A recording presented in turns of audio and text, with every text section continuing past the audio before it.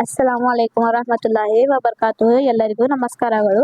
Dear students, आप लोगों का और एक बिट ऐसे रेटिंग प्रबंधन रहता, उसमें सबसे ज्यादा पूछने वाला क्वेश्चन और एक कौन सा है बोले तो वो संपर्क ಮಾಧ್ಯಮಗಳಲ್ಲಿ दूरदर्शनದ पात्र। आज इसका नोट्स देखेंगे।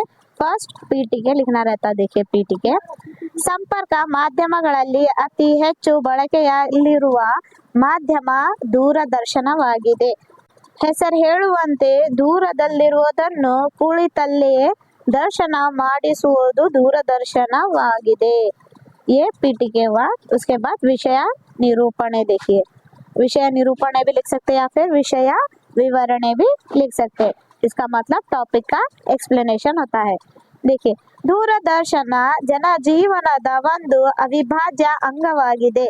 ಇದು ಮಕ್ಕಳಾಗಿದ್ದ ಯುವ ವೃದ್ಧವರೆಗೂ ಎಲ್ಲವರನ್ನು ಆಕರ್ಷಿಸುವ ಮಾಧ್ಯಮವಾಗಿದೆ।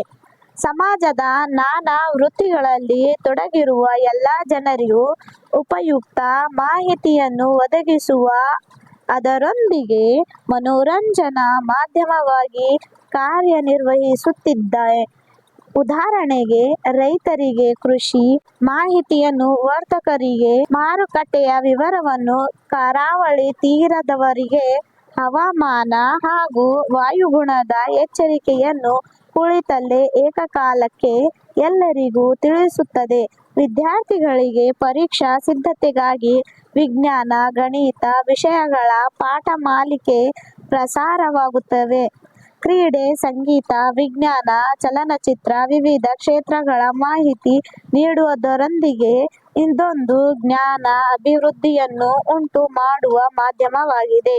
ये इसका एक्सप्लेनेशन हुआ। अब नेक्स्ट थर्ड बिट क्या रहती है, उपसंहार लिखना रहता है। उपसंहार बोले तो कंक्लूजन को बोलते।